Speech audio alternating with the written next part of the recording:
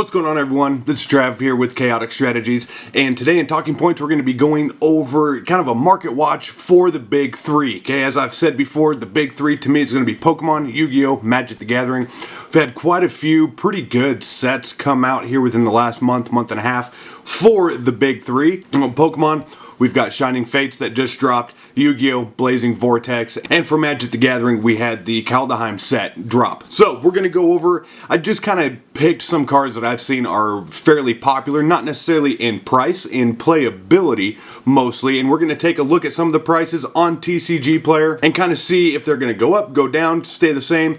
It all kind of depends. I mean, right now, all three of the markets are just absolutely insane, so it's really kind of hard to predict where a lot of these are going, especially in Yu-Gi-Oh, since we don't have a ban list yet.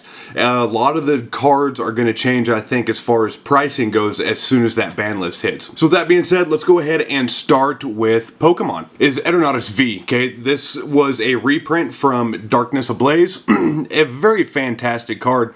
And so it got reprinted in Shining Victory. So we're going to take a look at the V version and the VMAX version.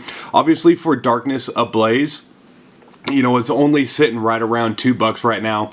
You know, even going as low as, you know, about $1.50, a little bit more than that. So not too bad. But once we come over to the Shining Fates, this is the Shiny Vault version, Shiny Hollow Rare. I mean, it's at $27, almost $28. So not too bad. This card is seeing some playability from what I've seen. So the price may go up a little bit, but from what I've seen, it's kind of stayed pretty steady. But for its VMAX counterpart, again, VMAX, this was reprinted again from the Darkness Ablaze. The VMAX version of this Darkness Ablaze is sitting right around, you know, $6, just over $6. But the Shining Fates version, we're sitting at almost $34.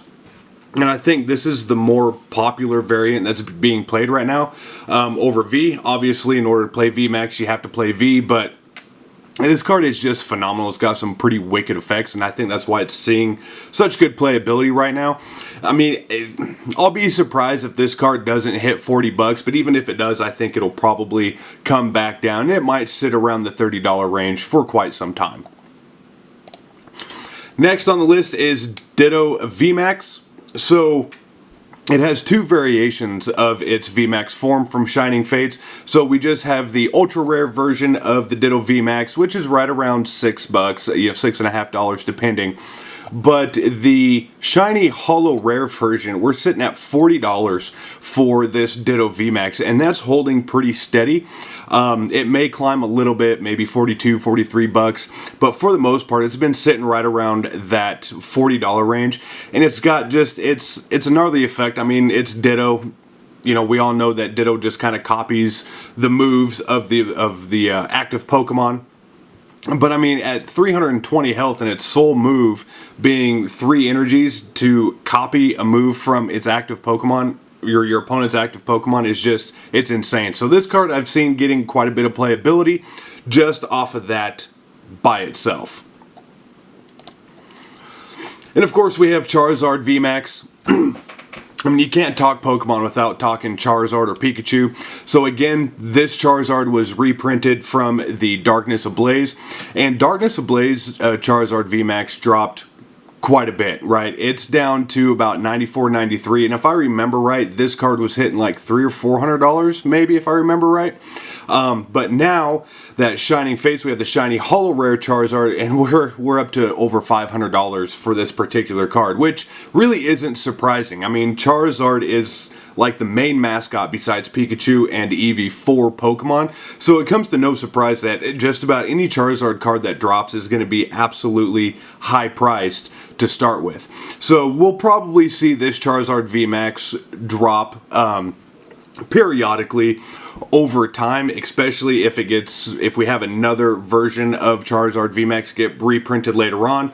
This card will drop quite a bit, but I think because it's the Shiny Hollow Rare, it's gonna hold some sort of value pretty high for quite some time. If it does drop or gets reprinted, I mean, I see it dropping down to a couple $100 and staying there just because it's the Shiny Hollow Rare.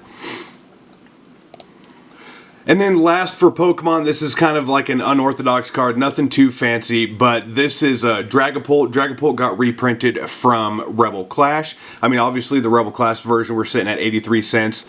But the shiny holo rare version of this card from Shiny Fates is almost $8. And it's got a wicked ability to start with that's just a stagnant ability. And then it's got a low cost 2 Psychic Energy. And that deals 120 damage, and it sits at 150 health. So this card I've seen quite a lot of playability from as well. Very good card in a lot of Psychic decks. So just all around fantastic. But those are some of the cards in Pokemon right now to kind of keep your eye out for. If you're lucky enough to pull that shiny Charizard, by all means, you know, if you're just a collector, hang on to it, get it graded. That price is going to do nothing but go up. Or if you're just trying to flip, get out from underneath it now while the price is still high before it drops down, you know, $300 or more, and then, you know, you don't get that full price out of it. So, with that being said, that's kind of what I've got for Pokemon right now. Not a whole lot, but I just kind of want to give you an idea of what some of these cards are doing right now within the Pokemon TCG. Let's go ahead and move on over to Yu-Gi-Oh! Okay, so to start things off with Yu-Gi-Oh! I'm starting off with Arm Dragon level 10. I know it's not an overly popular card in like the big competitive decks, but it is pretty popular in just your day-to-day play decks. It's sitting right around $7. Not too bad. I don't think it's going to move from there, you know, very much. If it does move from the $7 range, it's probably going to come down. But this card is fantastic and just a straight full-on Armed Dragon deck, which you're going to see mostly in casual play. You're not really going to see that in the meta. But still, overall, it's a fantastic card, got fantastic effects, so that's why I kind of threw it in this list. Like I said, it's holding around $7, and it might, if it does move, it's going to drop down. And next up for Yu-Gi-Oh! We have Underworld Goddess of the Closed World. This card has been getting more and more and more attention ever since it dropped. It's a fantastic link card. I mean, you can just tell by the link arrows. I mean, you just have so many different possibilities with this card.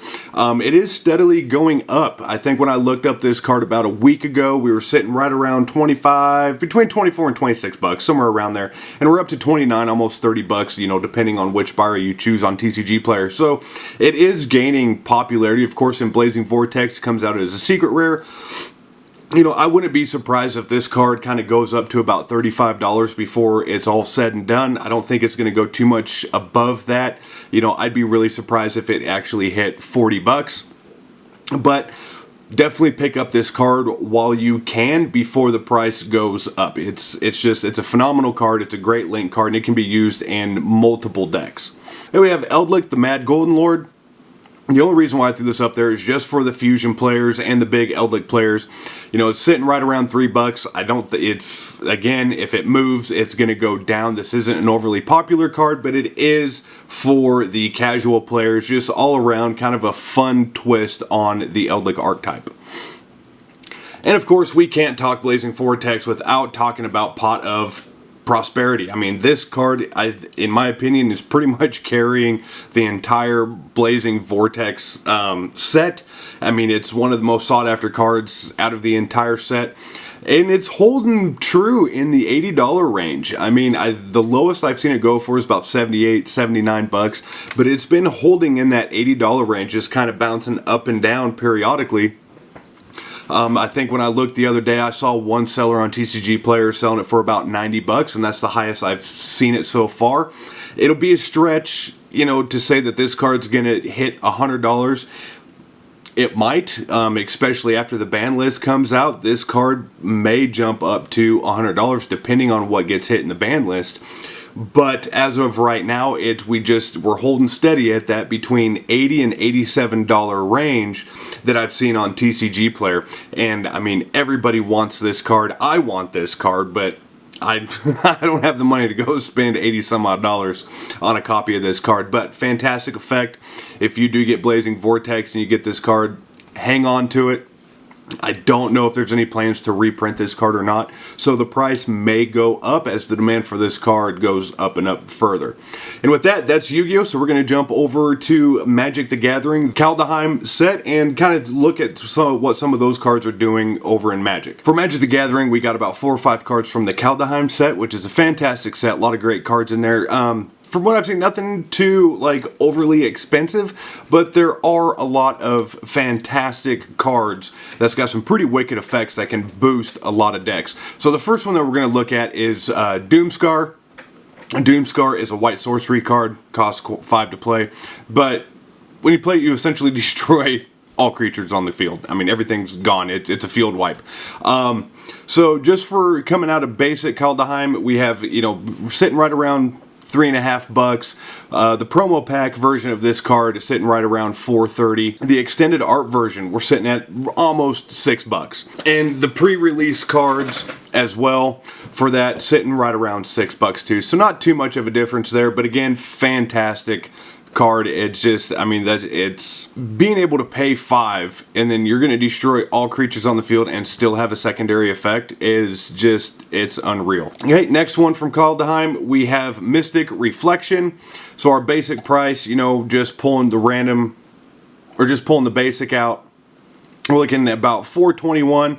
The pre-release card is sitting just over $7. I don't see a lot of these moving. The promo pack, about $4, and then the extended card, the extended art version is sitting right around $7 too. So not too bad. Again, you know, these cards are going to drop fairly quickly in price, but again, their effects are nasty. And I mean, if you know anything about Magic the Gathering, blue decks are just a pain to play against anyway, and this card makes them that much harder to get around. Hey, Righteous Valkyrie. This is going to be another white, another Plains card. So Righteous Valkyrie obviously is a flying type. It's a Angel Cleric card. It's got some pretty nasty effects. You know, just your basic version sitting right around $121. Pre-release, we're sitting right around $2.50. The extended art, almost $3 there. For the promo, we're sitting at almost $5 for the promo card, and that may move up. A lot of these promo cards may go up in price since there was not very many of them printed. But then from the art series, your standard art card is only 21 cents, so pretty much worthless. But the gold stamped signature card is sitting at almost $9, and that one, because it's coming out of the art series, may start climbing up too. So if you get your hands on that, hang on to a lot of these art series based cards, because I think especially if you get the gold stamped ones, they're going to start moving up in price. That's just my opinion. I could be wrong, but that's how I see the market moving. And then the last one for Magic the Gathering as of right now is Birgi, God of Storytelling. So this card is fantastic if you're running heavy sorcery or instance cards, like in a mono red like I run with my Chandra deck. So this card helps a lot. I mean, even your pre-release card sitting at almost $6. Just your basic, about $1.50, $2. Art series, that's non-gold stamped, 30 cents. The showcase version of this card, which I would really like to get, that's just really cool looking card art, sitting at almost $3. And then even the gold stamped signature card for this one is just less than $1, which isn't all that much, but those are just cool cards to have, especially if you're just collecting. So that's pretty much it for this video, guys. That's kind of just a small insight on what the market's doing. The market's bouncing around like crazy between the big three, just all together. It's really hard to kind of keep track on all of them. You know, if I was watching like just Pokemon, it wouldn't be so bad, or just Yu-Gi-Oh, so on. But I watch all three of them because I play and collect all three of the big three. So I just kind of want to give you guys a small input into what the market is doing right now. Again, Yu-Gi-Oh is probably going to have a drastic change here very soon. We're supposed to be getting a ban list any day now. That's just, if it's going to be crazy. So as soon as we get the ban list for Yu-Gi-Oh, I will have a video out for you guys. Hope you guys are being safe out there. Be sure to hit the like button if you like this video. Comment, let me know what you guys think. We'll see you in the next video.